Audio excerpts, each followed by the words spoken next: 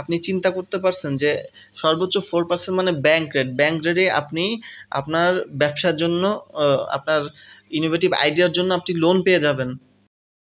ভিডিওটি আপনি দেখছেন তার মানে আমি ধরেই নিচ্ছি আপনি কোনো উদ্যোক্তা বা আপনার একটি স্টার্টআপ আছে, অথবা আপনি কোনো ব্যবসার উদ্যোগ গ্রহণের পরিকল্পনা করছেন। আপনার ফান্ড দরকার, তাও আবার সহজ শর্তে, কম ইন্টারেস্টে। সেই তথ্যই আমি আপনাকে জানাবো এই ভিডিওতে। ভাবেন, মাত্র 4% ইন্টারেস্টে আপনি লোন পাবেন, তাও আবার সরকারি ব্যাংক থেকে, যেখানে বর্তমান পার্সোনাল লোনের সুদ হার 13%-এর উপরে, আবার ক্রেডিট কার্ডের সুদের হার 25%-এর উপরে। তাই ভিডিওটি মনোযোগ সহকারে ধৈর্য নিয়ে দেখুন। আমি রিভিল করে দিব 4%-এ লোন পাওয়ার গোপন সব তথ্য। তাহলে চলুন দেখি এই ভিডিওতে কি কি থাকছে। 4% সরল হারে স্টার্টআপ ফান্ড, 4% সরল হারে খাদ্য নিরাপত্তা কৃষিখাতে অর্থায়ন, 4% হারে রপ্তানি সহায়ক প্রাক অর্থায়ন। সবশেষে থাকবে একটি চমক, যেখানে আমি দেখাবো সোনালী ব্যাংক থেকে 5 মিনিটে ঘরে বসে পাওয়া যাবে এমন একটি লোনের তথ্য। তাই শেষ পর্যন্ত সাথে থাকুন। উদ্যোক্তা হিসাবে ইতিমধ্যেই আপনি উপলব্ধি করতে পেরেছেন ব্যবসার ফান্ডিং ম্যানেজ করা কতটা চ্যালেঞ্জিং। যদি সঠিক তথ্য আপনার জানা থাকে, প্রপার ওয়েতে এগোতে পারেন, ফান্ডিং পাওয়া আপনার জন্য একেবারেই সহজ হয়ে যাবে। আপনার অধ্যবসায়, কৌশল, কিছুটা ভাগ্য আর ধৈর্যই নির্ধারণ করবে আপনার সাফল্য। এই ভিডিওতে আপনি পাবেন সঠিক তথ্য, উপাত্ত আর কিছু tricks. Startup fund related Bangladesh ব্যাংকের মাস্টার সার্কুলারটি হলো SME SPD 4, তারিখ 19/04/2021। এই সার্কুলার নং এবং তারিখ দিয়ে আপনি গুগলে সার্চ দিলেই বাংলাদেশ ব্যাংক ওয়েবসাইটের আপনি মূল সার্কুলারটি পেয়ে যাবেন। সেখান থেকে আপনি বিস্তারিত পড়ে নিতে পারবেন। এখন আমি আপনাদের মূল সার্কুলারের ইম্পর্টেন্ট কিছু টপিক আপনাদের এখানে শেয়ার করব। প্রথমেই আসি, স্টার্টআপটা কি? স্টার্টআপ বলতে এক বা একাধিক উদ্যোক্তাদের দ্বারা প্রতিষ্ঠিত প্রযুক্তি নির্ভর এমন ব্যবসায়িক বা শিল্প উদ্যোগ অথবা দেশি বিদেশি যৌথ উদ্যোগে প্রতিষ্ঠিত বা পরিচালিত প্রতিষ্ঠানকে বোঝাবে, যা অপার সম্ভাবনাময়, বিস্তৃতিযোগ্য এবং নতুন ও উদ্ভাবনী কোনো পণ্য উৎপাদনে বা সেবা প্রদানে সক্রিয় ভূমিকা রেখেছে। তার মানে আমরা সংজ্ঞা থেকে বুঝতে পারছি যে স্টার্টআপটি অবশ্যই হতে হবে প্রযুক্তি নির্ভর আর ইনোভেটিভ কিছু। তো আপনার যদি ভালো ইনোভেটিভ আইডিয়া থাকে, আপনার আইডিয়াতে ওরা ইনভেস্ট করবে। মানে আপনি ওদের আইডিয়া প্রোভাইড করবেন, ওরা আপনার আইডিয়াতে ইনভেস্ট করবে, যেটা অবশ্যই স্কেলেবল হতে হবে, ইনোভেটিভ হতে হবে এবং প্রযুক্তি নির্ভর। এরকম না যে আপনি একটা বাজারে দোকান আছে সেটা একটা স্টার্টআপ হয়ে যাবে, এরকম ব্যাপার না। কিংবা আপনি অনলাইনে কিছু একটা বিক্রি করছেন, সেটা একটা স্টার্টআপ হয়ে যাবে। এই পর্যায়ে আমরা দেখব স্টার্টআপ উদ্যোগে অর্থায়ন তহবিলের উৎস। প্রতিটি তফসিলি ব্যাংক 21 সাল থেকে নিট মুনাফা হতে 1% অর্থ হস্তান্তরের মাধ্যমে স্টার্টআপ ফান্ড গঠন করবে। এই পর্যায়ে আমরা দেখব স্টার্টআপ উদ্যোগে অর্থায়ন প্রাপ্তির যোগ্যতা। স্টার্টআপ প্রতিষ্ঠানটি অবশ্যই বাংলাদেশের নিবন্ধিত হতে হবে। অনেক ক্ষেত্রে দেখা যায় বাংলাদেশি এবং বিদেশি দুই পার্টনার মিলে একটি স্টার্টআপ গঠন করছে। সেই ক্ষেত্রে অবশ্যই প্রতিষ্ঠানটি বাংলাদেশে নিবন্ধিত হতে হবে। অর্থায়ন প্রাপ্তির জন্য স্টার্টআপ উদ্যোগসমূহকে এই সার্কুলারের 1 নম্বর অনুচ্ছেদের বর্ণিত শর্তাবলী পূরণ করতে হবে। তার মানে স্টার্টআপটি অবশ্যই প্রযুক্তি নির্ভর হতে হবে, ইনোভেটিভ হতে হবে এবং স্কেলেবল হতে হবে।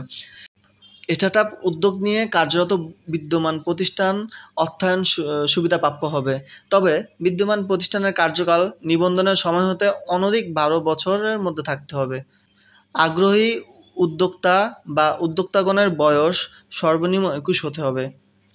কোনো উদ্যোক্তা বা উদ্যোক্তাদের একজনও ঋণখেলাপি হলে অর্থায়নের সুবিধা প্রাপ্য হবেন না।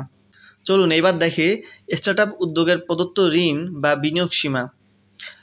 এখানে স্টার্টআপের শ্রেণীবিন্যাস করা হয়েছে 3টে পর্যায়ে: প্রাথমিক পর্যায়ে, মধ্যম পর্যায়ে এবং বৃহৎ পর্যায়ে।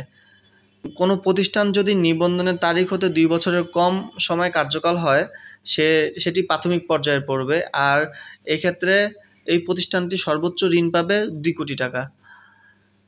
2 থেকে 6 বছরের মধ্যে কোনো প্রতিষ্ঠানের কার্যকাল হলে এটি পড়বে মধ্যম পর্যায়ের মধ্যম পর্যায়ের স্টার্টআপে, এবং এই ধরনের প্রতিষ্ঠান ঋণ পাবে হলো 5 কোটি টাকা। 6 থেকে 12 বছরের মধ্যে কোনো প্রতিষ্ঠানের কার্যকাল হলে এটি বৃহৎ পর্যায়ের হিসেবে গণ্য হবে এবং এই ক্ষেত্রে লোন পাবে হলো 8 কোটি টাকা। চলুন এবার দেখে নেওয়া যাক স্টার্টআপ উদ্যোগে ঋণ বা বিনিয়োগের মেয়াদ। গ্রাহক পর্যায়ে মেয়াদি ঋণ বা বিনিয়োগের সময়সীমা হবে গ্রেস পিরিয়ড সহ সর্বোচ্চ 8 বছর। এক্ষেত্রে উদ্যোগের ধরন ভেদে 6 মাস হতে সর্বোচ্চ 2 বছর গ্রেস পিরিয়ড প্রদান করা যাবে। ব্যাংক গ্রাহকের সম্পর্কের ভিত্তিতে চলতি মূলধন ঋণ বা বিনিয়োগ নবায়নযোগ্য হবে। চলতি মূলধন ঋণ সুবিধা প্রথম বিতরণের তারিখ হতে সর্বোচ্চ 8 বছর পর্যন্ত নবায়নযোগ্য হবে, তবে ব্যাংকার গ্রাহক সম্পর্কের ভিত্তিতে 8 বছর পর বাজার ভিত্তিক সুদ হারে উক্ত ঋণ বা বিনিয়োগ নবায়ন করা যাবে। এবার আসি সবচেয়ে ইন্টারেস্টিং পার্ট, যেটা ঋণ বা বিনিয়োগ বা সুদ বা মুনাফার হার কত। গ্রাহক পর্যায়ে মেয়াদি বা চলতি মূলধন ঋণ বা বিনিয়োগের ক্ষেত্রে সুদ বা মুনাফার হার হবে সর্বোচ্চ 4%। আপনি চিন্তা করতে পারছেন যে সর্বোচ্চ 4% মানে ব্যাংক রেটে আপনি আপনার ব্যবসার জন্য, আপনার ইনোভেটিভ আইডিয়ার জন্য আপনি লোন পেয়ে যাবেন। এবার চলুন দেখি ঋণ বা বিনিয়োগ অনুমোদনের প্রক্রিয়াগুলো কী। ঋণ বা বিনিয়োগ প্রস্তাব মূল্যায়ন করার পর ব্যাংক বা ফাইন্যান্সিয়াল কোম্পানি সংশ্লিষ্ট প্রকল্পের ঋণ প্রদান করবে কিনা সে বিষয়ে সিদ্ধান্ত গ্রহণ করবেন। ঋণ বা বিনিয়োগ প্রস্তাব ফাইন্যান্স বা ব্যাংক নিজস্ব ঋণ নীতিমালা অনুযায়ী অনুমোদন করবেন। আচ্ছা, আমি এতক্ষণ যেগুলো বললাম সেগুলো হলো সার্কুলারের কথা। সার্কুলারটি আরও ভালোভাবে বোঝার জন্য আপনি অবশ্যই সার্কুলারটি নামিয়ে আপনি আপনার নিজের মতো সার্কুলারটি স্টাডি করবেন। আর এখন আসি সার্কুলার বাইরে কিছু কথা। আপনার কাছে যদি ভালো আইডিয়া থাকে আপনি লোনটা পেয়ে যাবেন। সেই ক্ষেত্রে আপনি বিভিন্ন ব্যাংকের কিংবা ফাইন্যান্সিয়াল ইনস্টিটিউটের প্রধান কার্যালয়ে গিয়ে আপনি যোগাযোগ করতে পারেন। আর স্ক্রিনে আপনারা একটি আবেদন ফর্ম দেখতে পাচ্ছেন, এটা আপনি ওই সার্কুলারের সংযোজনী 1-এ পেয়ে যাবেন। এই আবেদন ফর্মটি ফিল আপ করে আপনি সেখানে গিয়ে জমা দিতে পারবেন। চেষ্টা করতে ক্ষতি কি? যদি আপনার আইডিয়াটি কিংবা আপনার স্টার্টআপটি পছন্দ হয়ে যায়, আপনি হিউজ পরিমাণে একটা লোন পাবেন, যেটা মাত্র 4% ইন্টারেস্টে।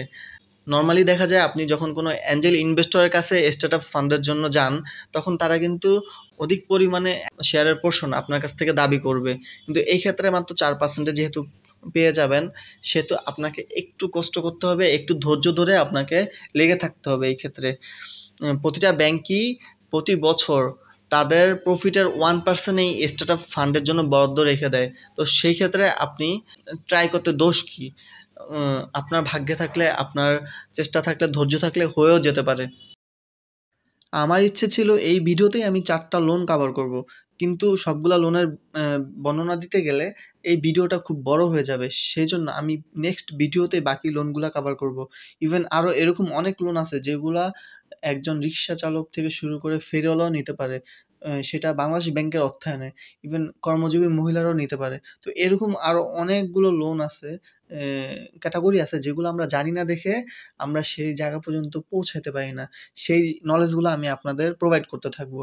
আপনি আমার ভিডিওতে সাবস্ক্রাইব করে রাখুন, যাতে পরবর্তী ভিডিও আসার সাথে সাথে আপনি ভিডিওটা দেখতে পারেন।